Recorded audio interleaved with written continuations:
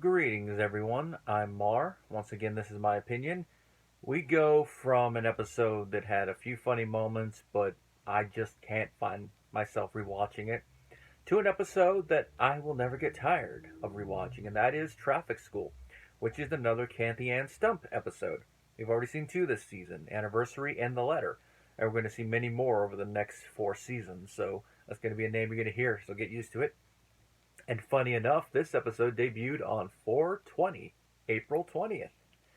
And considering the whole thing with the dummy near the end, you can kind of see it's very fitting.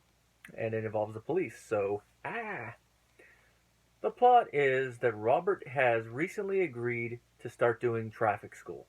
Now, of course, since he's a cop, he's not the one who's going to traffic school. He's the one that's leading the traffic school, and we get to see him in a nice fancy suit. We don't get to see Robert in a fancy suit that often. Of course, one of the episodes in the future, we get to see him in that. It's actually going to be part of the plot point. And that's actually one of the first episodes of this show I saw, so tying in, coming full circle. He's his usual dejected self because it didn't go so well. Mainly because he got the student evaluations, and as they say, "This class is a sure cure for insomnia. Please, next time, take away my license." And this has already put him in a bad mood. He goes to his family to try to get cheered up, but they don't really help. But an idea comes to mind. Maybe, in order to get more experience on this, maybe I could run the material by y'all. And they agree. Deborah and Marie agree off the bat. Frank and Ray have to be coerced into it, mainly because they both have some road trouble. As Robert puts it, Frank has an outstanding moving violation, which leads to one of Frank's best one-liners in the episode. I wouldn't say outstanding. It was pretty good, though. And Ray has a traffic ticket he doesn't want to tell Deborah about. Bad move, Ray. You should always tell her. Especially since she's the one in charge of your finances. She's going to notice like $100 or so is missing and be like, "Ray, why did you pay that money to the Department of Motor Vehicles?" But she'll probably do another fight, so better she finds out now. Well, Robert sets it all up. Everything seems to be going well at first, but eventually Ray and Frank, in their usual having to turn things into a joke thing, ruin the whole night. They drag Marie and eventually Deborah into it, and Robert leaves dejected, but he comes back a little bit later with a dummy that he borrowed from his partner Judy, traffic cop Timmy. Now, with this, Brad Garrett is no master ventriloquist. There's a couple moments where he doesn't move his lips, but most of the time it's like moving, very obvious. I compare the way he's doing it, he's focusing more on trying to do the character and the humor than trying to do no lips. And it's more akin to Muppet puppeteering than it is ventriloquism. You're not trying to do an illusion of the guy being alive with you. You're just trying to bring the character to life. And the voice he gives Timmy is very funny. 10-4, Sarge! A little back and forth. And he does succeed, does Brad Garrett, in making Timmy feel like he's his own flesh and blood creature. But then when some of the punchlines come up, you definitely can tell he's an extension of Robert, which is what this episode is going for. At first, it seems like it's going to be nice and all that. He's continuing the class with him.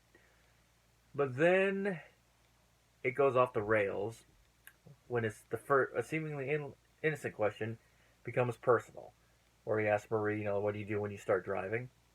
And then she goes, what about making sure your firstborn child's in the car before you pull out of a gas station in New Mexico? Then she keeps going from there, making cracks about Frank being crazy and old. And of course, it eventually goes with Robert snapping at everybody and storming out. But what he says before he leaves is a good point from his point of view. And that is that Ray always gets the favoritism, whereas he gets the shaft. As he puts it, "This is Raymond's traffic school. You'll be sitting here without a peep." But the moment he needs something, everybody makes with the jokes. With this, Ray decides he's going to go talk with Robert across the street. They have a little conversation about everything. Ray admits, yeah, he got some issues. And they compare and contrast each other a bit, whereas we see that Ray was the golden boy, but he was smothered. And he has issues from it, just like Robert was a neglected one. I mean, he was cared for, but neglected in certain aspects, and he too has issues. And Robert even says he used to pray for being smothered. And Ray gives examples. Oh, you want some smothered? Here's some negative ones. Where she became cafeteria monitor, make sure he ate his food and was sat with her. And then of course Robert brings up another one, how she would follow him the whole way from school, which leads to Ray remembering, I had these nightmares about it. Like with brothers in some other episodes we're going to see down the line, it leads to a nice little bonding moment between them. They're bonding from their childhood trauma. Always nice to see. It's the drama that's the heart of this episode and balances the comedy pretty well, I feel. Of course, there's a little B-movie grade joke, I would say. When Ray first enters a house and he sees traffic cop Timmy sitting at the table, he's like, what have you done with Robert? It's one of those things like living dummy jokes, which leads to I believe it's supposed to be a Godfather reference, where the next morning Robert wakes up and Timmy's head is gone, and it's in the fridge. So instead of the horse's head in the bed, it's a head in the fridge. Of course, leads to Frank doing an evil laugh that only Peter Boyle can do so well while eating cereal. All in all, this is a pretty fun episode. Definitely one of the better ones of this season. And like I just said, the heart of the episode is the dynamic between Robert and Ray. It is nice to see Brad Garrett flex a little bit of his comedic potential with Timmy.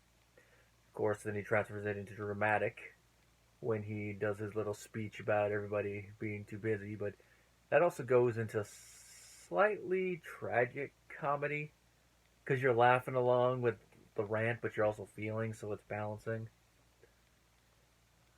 Deborah doesn't really have much to do in the episode other than talking Ray into doing everything, getting mad at him for why he got the ticket, and just being a member of the family. Marie and Frank, they're in there just, to be part of the whole family, and of course Frank get his little thing at the end. They're being their usual selves there. They're the set pieces plot-wise in order to facilitate the conversation that the brothers have near the end. And in that, they are successful. There's not a lot from a depth perspective from them in there, but the actors, Doris Roberts, Peter Boyle, they're charismatic enough to make it come off as fully rounded, even though from a writing perspective you look at it like not a lot to it. But as I've said before, sitcom writing, and as you go episode by episode, some characters are going to be written more in-depthly than others. It's going to be depending on the needs of the episode. And Stump, one of those writers on the show that really understands the dynamics of each of the characters and can make it all work. Of course, Brad Garrett, I do love the way you can compare and contrast his two different ways of trying to teach the traffic school, where he's a bit more serious in his normal self, trying to do it, and then it goes off the rails because of Raymond and Frank. And then how initially he's trying to teach it a little straight, but with a little comedy using Timmy, but then probably is a little bit of revenge based on what happened before, goes and starts letting them have it. And I think, at least this early in the show, the only reason he would do that is because he has Timmy, so he can use that as an excuse. In later seasons, once he's moved out of the house and more independent, then he'd let him have it. I mean, he lets Marie have it a little bit in that suit episode, so nice little compare-contrast thing there.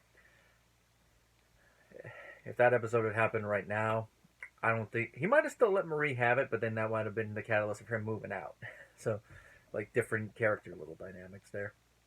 I do like that Ray decides to go across the street and talk with his brother. It does show that even though he's going to mess with him like this, when it's something like this where you can tell his brother is really hurt, he's going to go talk with him.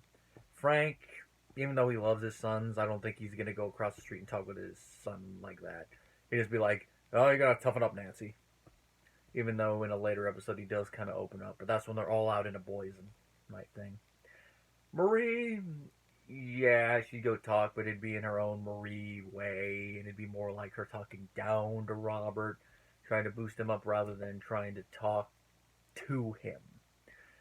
Deborah, yeah, but probably wouldn't feel as right in this situation for her to talk with him, so Ray has to be the one. So that's why I'm glad the scene came out the way it was. Part of me does wish the scene went on at least maybe 30 seconds more, had a little bit more dialogue, but then that might have killed the pacing of the scene. It's like one of those what ifs that maybe it might have been good, maybe not so much. But what we got, it is nice. And of course, the night ending joke. Perfect way to end the episode. Frank being Frank to get the last word on the matter. Of course, it's not the last time we see traffic cop Timmy, so he was all healed. It's just going to be a couple seasons before we see him again. And moving on now, we're going from this episode, which is very family centric, to another episode that, while it does involve the family, it more centers on Ray and a dilemma he has, but it's one that everybody can identify with, especially once they get past a certain age.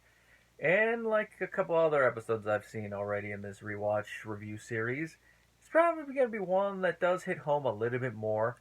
I mean, I am at this time a little bit younger than Ray is supposed to be in the show, but being in my 30s, I'll probably start to identify with this episode and its themes a little bit more. Its theme is about midlife crises. It is, of course, 6 Feet Under.